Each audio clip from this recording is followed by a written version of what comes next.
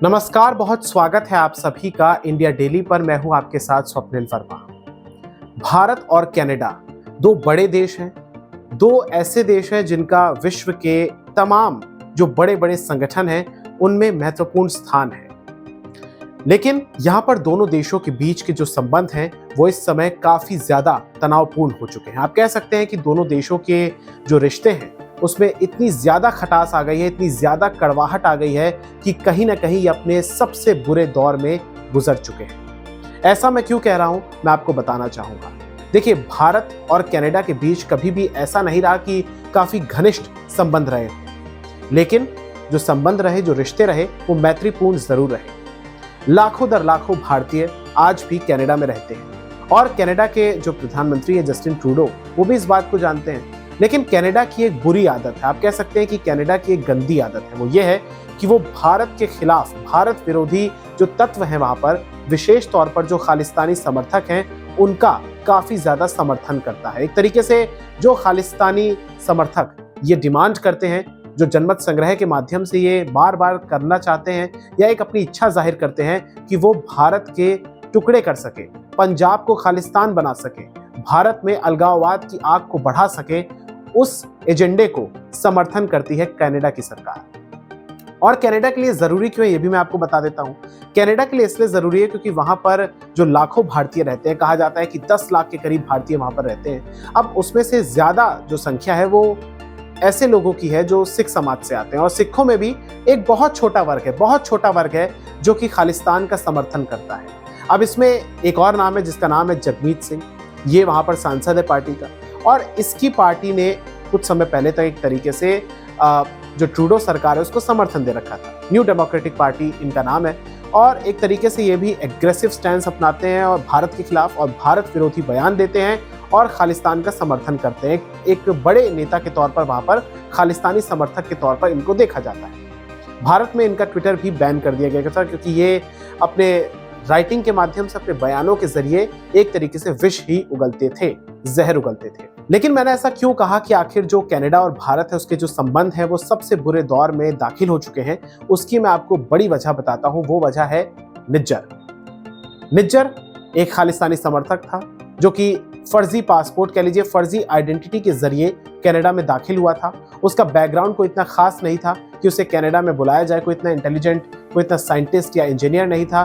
Canada की अर्थव्यवस्था में, कनाडा के लोगों के जीवन में कोई विशेष योगदान उसका नहीं था, लिहाजा वहां पर वो पहुंचता है और उस पर तो खैर कनाडा की सरकार ने भी प्रतिबंध लगा दिया था, लेकिन उसकी हत्या हो जाती है। इस किस्से को मैं आपको बताऊंगा, लेकिन वजह यही है कि जो निज्जर है खालिस्तान समर्थक, इसके कारण ये पूरे के पूरे जो रिश्ते हैं उसमें खटास आई है। क्यों आई है वो भी मैं आपको बता देता हूं। दरअसल भारत ने जो कनाडा के यहाँ पर 6 अधिकारी थे, कनाडा के जो भारत में 6 अधिकारी रहे थे, क्योंकि जो आप कह सकते हैं कि जो दूतावास है कनाडा का उसमें ये लोग काम करते थे, उनको निकालने का फैसला ले लिया है। उनको डेडलाइन भी दे दी है। वो डेडलाइन है 19 अक्टूबर रात 11:59 की। यानी कि अगर 20 अक्टूबर जैसे ही लगता है, उससे पहले 20 अक्टूबर से पहले आपको भारत छोड़ना होगा। ये भारत के विदेश मंत्रालय ने, भारत सरकार ने स्पष्ट तौर पर कनाडा के इन तमाम अधिकारियों को कह दिया है। भारत ने कनाडा से अपने उच्चायुक्त संजय कुमार वर्मा और अन्य राजनयिकों को भी वापस बुला लिया है, और यहाँ पर जो दिल्ली स्थित उनका उच्चायोग है उसको समन भी भेजा है और कनाडा के 6 राजनयिकों को निष्कासित कर दिया है, जैसा कि मैंने आपको बताया। अब इनके नाम मैं आपको बता देता हूं। इनके नाम हैं Stewart Ross Wheeler, Patrick Hebert, Mary Catherine Jolly, Ian Ross David Trites, Adam James Tripica और पाउला ओर्जुएला। ये 6 ऐसे राजनयिक हैं, ऐसे 6 अधिकारी हैं जिनको निकालने का फैसला भारत सरकार ने ले लिया है। वहीं जो हमारे उच्चायुक्त संजय कुमार वर्मा, वो भी वहां से आ चुके हैं।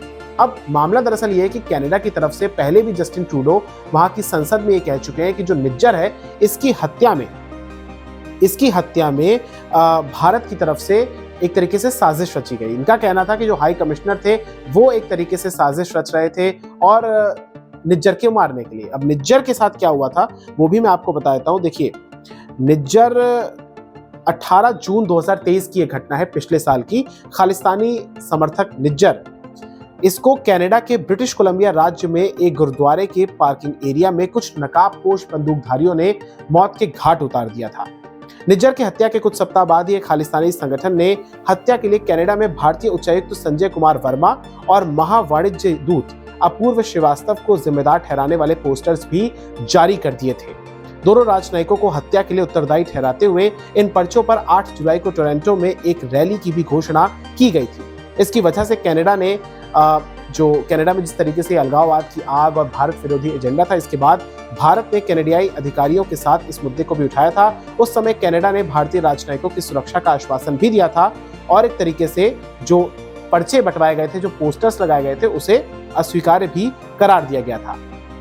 तो ये पूरा का पूरा मामला है और कनाडा में ऐसी बात नहीं है कि पहली बार ऐसा कुछ हो रहा है। मैं आपको लेकर चलना चाहूंगा थोड़ा और पीछे 1985 में।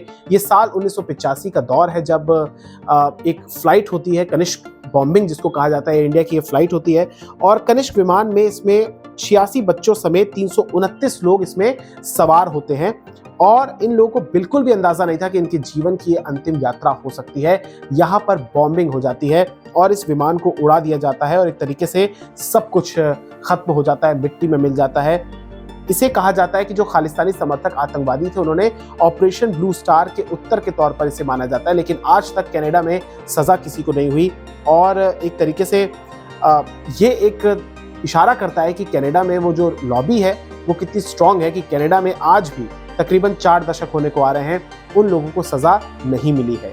इसके अलावा पंजाब में जब खालिस्तानी समर्थन को लेकर, खालिस्तान की मांग को लेकर जब आतंकवादी घटनाएं बढ़ रही थी तो उस समय भी कनाडा पीछे से समर्थन करता था। पूरा पाकिस्तान का वो एजेंडा था, लेकिन कहीं ना कहीं कनाडा का भी उसको एक मौन समर्थन हासिल था। इसके अलावा 2023 की बात, जैसा कि मैंने आपको बताया कि निज्जर की जहां एक तरफ हत्या होती है तो इसी साल मतलब पिछले साल ही मार्च में कनाडा में भारतीय दूतावासों और वाणिज्य दूतावास के बाहर खालिस्तान समर्थकों द्वारा लगातार विरोध प्रदर्शन भी किए जाते हैं। भारत ने इस दौरान कनाडियाई उच्चायुक्त को तलब भी किया था, पूरी घटना की या जो कुछ भी वहां पर हो रहा है उसकी मांग भी की थी, लेकिन एक तरीके से कोई खास असर नहीं आया और वहां पर कनाडा में भी मंदिरों के बाहर भी ऐसे नारे लिखे जाते हैं लगातार जो कि भारत विरोधी होते हैं, खालिस्तान के समर्थन में होते हैं।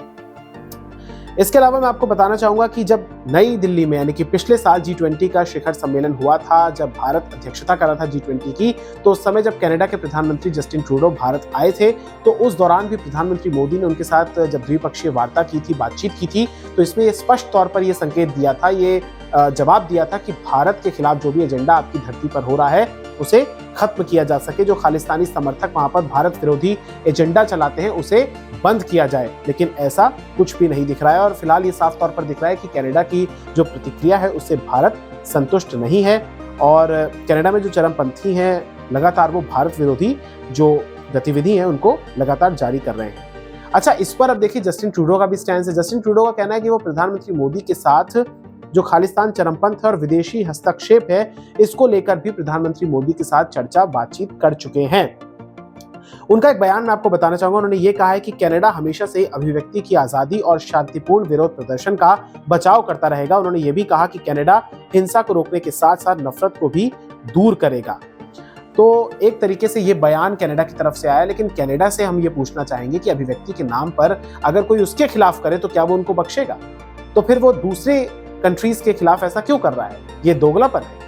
इसके अलावा मैं आपको बताना चाहूंगा, ये टाइमलाइन आप देखिए कि सितंबर 2023 में कनाडा ने भारत पर ही खालिस्तानी आतंकवादी की हत्या में शामिल होने का आरोप लगाया और जवाबी कार्रवाई में फिर इसके बाद नई दिल्ली के इंटेलिजेंस चीफ को निष्कासित कर दिया। कनाडा के इस कूटनीतिक कदम ने ओटावा और दिल्ली, यानी ओटावा कनाडा की राजधानी है और दिल्ली भारत की, इसके संबंधों में खटास भी ला दी थी। इसके अलावा मैं आपको बताना चाहूंगा कि जनवरी 2024 में इसी साल एक बार फिर से कनाडा ने भारत पर आरोप लगाए थे। कनाडा ने भारत को एक विदेशी खतरा बता दिया था। सोचिए, दुनिया में उभरती हुई सबसे तेजी से अर्थव्यवस्था जो है उसको ये विदेशी खतरा बता रहे हैं। जस्टिन ट्रूडो किस हद तक चुनावी एजेंडे में, क्योंकि अगले साल कनाडा में चुनाव भी होने हैं, लिहाजा उन्हें अपने वोट बैंक जो कि थोड़ा बहुत पाकिस्तानी है और जो खालिस्तानी समर्थक है उनको एक तरीके से संतुष्ट करना है, लिहाजा वो इस तरीके के भारत विरोधी बयान देते हैं। और वो उनका एक तरीके से वोट, क्योंकि काम ज्यादा किया नहीं है, ऐसे सर्वेज वहां पर लगातार आ रहे हैं कनाडा में कि कनाडा में सरकार गिर जाएगी ट्रूडो की और किसी और की सरकार बन जाएगी, लेकिन इस तरीके के बयान देकर, ऐसे सेंसिटिव मुद्दों को उठाकर, इस तरीके से तुष्टीकरण करके, ध्रुवीकरण करके वो एक तरीके से सत्ता में वापसी करना चाहते हैं, बरकरार रहना चाहते हैं। जिसके जवाब में भारत ने भी, जब कनाडा इस तरीके से कहता है तो उन्होंने बोला था भारत ने कि कनाडा हमारे आंतरिक मामलों में हस्तक्षेप कर रहा है। इसके अलावा मैं आपको बताना चाहूंगा कि अप्रैल 2024 में, यानी कि 3 महीने के बाद, कनाडा के प्रधानमंत्री जस्टिन ट्रूडो की मौजूदगी में खालिस्तानी समर्थक नारेबाजी का भारत ने भी कड़ा विरोध जताया था। आपको याद होगा उस समय बैसाखी का मौका था और वहां पर एक समारोह में ये पहुंचे थे और वहां पर खालिस्तान के नारे लगे थे, जिसका भारत ने कड़ा विरोध भी किया था।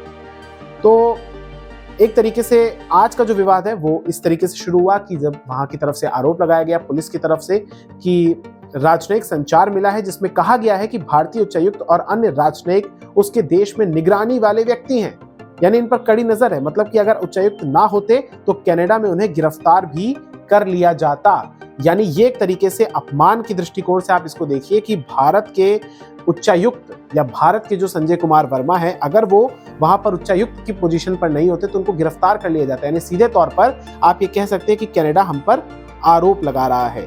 यहाँ पर थोड़ा सा एक जिक्र करना जरूरी रहेगा कि यहाँ पर जो ये खालिस्तानी समर्थक है जिसका नाम जगमीत सिंह है, इसके भी बिगड़े हुए बोल हैं। ये हो गया, या पन्नू हो गया जो अमेरिका से जहर उगलता है। ये जो जगमीत सिंह है इसका कहना है कि भारत पर दबाव बनाने की जरूरत है। बताइए, पहचान छिपाकर, झूठ बोलकर जो लोग वहां जाते हैं, आज वो वहां के सांसद बन गए, नेता बन गए, तो वो अपनी ही माटी, अपनी ही मिट्टी, भारत को एक तरीके से गाली देने का प्रयास कर रहे हैं। तो इस तरीके के लोग हैं। हालांकि राजनीति है सब कुछ, अपने वोट बैंक को संतुष्ट करने के लिए लोग कहते हैं। इस पर जाते जाते मैं आपको ये भी बताना चाहूंगा कि जो अमेरिका है उसकी क्या प्रतिक्रिया रही है, क्योंकि अमेरिका दुनिया का सरपंच बनने की कोशिश करता है और अमेरिका भी एक तरीके से ये बोल रहा है कि भारत इस पूरे मामले में सहयोग नहीं कर रहा है, भारत जांच में मदद करे। तो अमेरिका एक तरीके से अपने पड़ोसी कनाडा के साथ खड़ा हुआ दिखाई दे रहा है। लेकिन यहाँ पर तमाम चीजें, जैसा कि मैंने आपको बताया कि ये सब कुछ राजनीति का हिस्सा है, अपने वोट बैंक को संतुष्ट करना है। और निज्जर जिसकी हत्या हुई थी, अभी इस पे कोई भी प्रमाण नहीं मिले हैं कि इसमें भारत का उसमें कोई भी हाथ रहा है। और एक चीज मैं अंतिम जाते जाते कहना चाहूंगा कि देश विरोधी अगर गोरों की जमीन पर कुछ होता है, पश्चिमी इस धरती पर कुछ होता है किसी अन्य देश के खिलाफ, तो ये लोग अभिव्यक्ति की आजादी की बात करते हैं। और जब इनके खिलाफ कहीं पर होता है तो ये सीधा अटैक करते हैं। आपने अमेरिका को भी देखा, उसने किस तरीके से ईरान हो, माफ कीजिएगा, इराक हो, सीरिया हो, वहां पर किस तरीके से अफगानिस्तान हो, ताबड़तोड़ हमले किए, कब्जा कर लिया।